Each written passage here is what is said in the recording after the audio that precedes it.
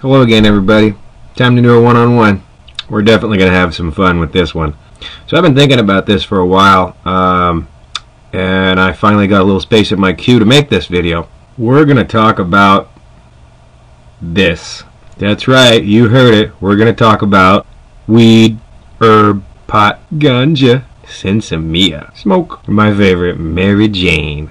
All slang words for the cannabis plant, commonly referred to as marijuana, or hemp when it's used as a textile. For far too long, we've been bombarded with all kinds of messages about how terrible this poor little plant is. It's a gateway drug. It has no medicinal value. It has no practical use. It's dangerous. Bullshit. First of all, Tylenol is a fucking gateway drug. On the medicinal side of things, cannabis is the only plant that is a proven treatment for both cancer patients and glaucoma. Plus, it's a much healthier and effective way to deal with the general conundrum of life. As far as usefulness is concerned, the male plant of this dioecious species is commonly referred to as hemp, which was mandated to be grown by our forefathers. In practical terms, it can produce twice as much paper out of the same acre of trees. And of course, my favorite little bit of rhetoric, the most dangerous thing about marijuana was, is, and will continue to be incarceration by law enforcement. But we've heard all that before. So what I'd like to do is bring some new ideas to the table about perhaps some things that we haven't thought of. Such as, why was cannabis made illegal in the first place? Who benefits from its Schedule I classification? And who has the most to lose from its decriminalization? As to how cannabis became illegal in the first place, there were two forces that were working towards its prohibition. The first and most widely understood is the discrimination of Mexican immigrants during the Great Depression. The second has to do with this opportunistic bastard right here. For those of you who don't know who that is, it's William Randolph Hearst. Media tycoon. If you want more specific information about William Randolph Hearst, I added a link. Now you're probably thinking to yourself, how did he have anything to do with that? Well, if you remember when I was talking about how the same acre of hemp will produce twice as much paper as trees, as an apparently smart person as he was, he wanted to use trees. I think he just didn't want to pay someone a decent wage to grow hemp for him. Quality conservative business ethics. And like any good businessman, he set out essentially to eliminate his competition. The main means of doing that was to kill the hemp industry.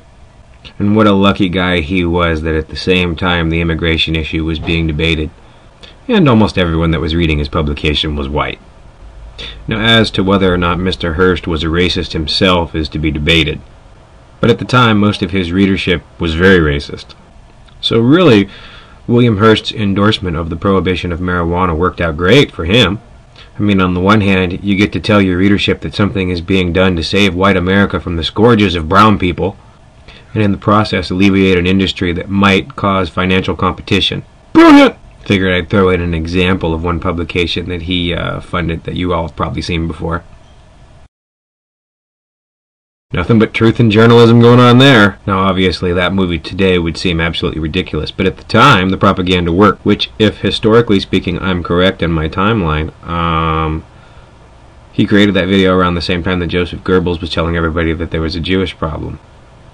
But his crazy shit worked, and he fueled public sentiment to the point that congressmen and representatives created legislation to curb this new problem. And with America being a nation of benign followers at this period of our history, people were just fine with that. It wasn't until the 1960s that white America rediscovered marijuana and it was moved back to the forefront. One of the unfortunate ironies of its rediscovery in the 60s was that it essentially fueled the I don't trust anybody older than 35 genre, where young people everywhere grew sick of seeing their friends go off to a pointless war, began experimenting with drugs to cope. The obvious realization was made that if they're lying about drugs and they're lying about the war, they must be lying about everything, which is really kind of a repeating conservative footnote if you think about it. Don't watch that shit. It's bad for you. I think I'm gonna watch that shit. All of this renewed interest in marijuana pushed Nixon to create the current scheduling system for narcotics and drugs. Yeah, you guys remember old Dick Nixon? Another quality purveyor of truth, which gets us up to date for today. Now, I would never be naive enough to say that drugs are not dangerous, or that for certain personalities they're not incredibly addictive.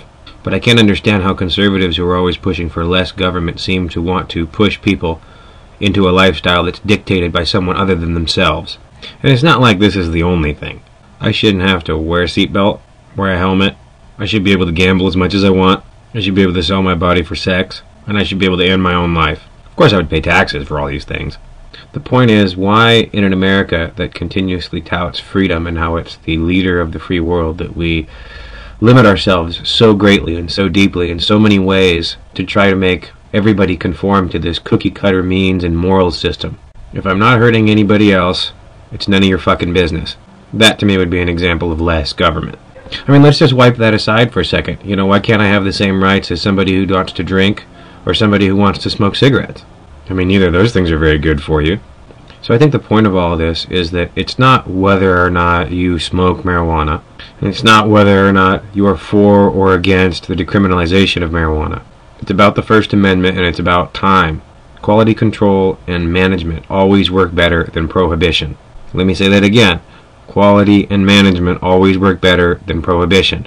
So I'd really appreciate it if you stopped taking my tax dollars to fight a war that we're never going to win, and stop the flow of money into lucrative black markets. As long as we're fighting the drug war, we're giving money to criminals, who in turn have more money to fight the drug war. And the only people who are really benefiting from that is law enforcement. Now, I'm all for giving a brother a job and all that, but I don't think that it should be at the expense of someone's incarceration. Alright, so let's recap. We stop giving money to criminals. We stop spending money on some shit that we're never going to win. We create a new form of tax revenue. We start improving conditions in our prisons. But more than any of those things, we stop discriminating. I mean, please. Go to play a play. It's the American thing to do. So that's all I have to say about that. Hopefully you got something out of that. Maybe I changed some opinions. Maybe not. Anyway, take it easy, everybody. Thanks for watching.